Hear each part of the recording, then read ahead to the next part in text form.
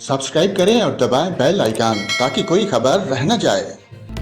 नाज़रीन, गर्मी के सताए शहरियों के लिए बड़ी खुशखबरी सामने आई है। महकमा मौसमियात ने आइंदा हफ्ते मुल्क के मुख्तलिफ इलाकों में मूसलाधार बारिशों की पेशगोई की है।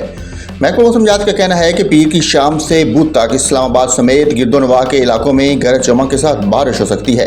इसके अलावा गिलगित बल्तिस्तान, खैबर पख्तूनख्वा, आज़ाद कश्मीर समेत बलाई पंजाब में मतला जुज़वी अबरलूद रहने के साथ साथ चंद मकामात पर आंधी के साथ बारिश भी हो सकती है।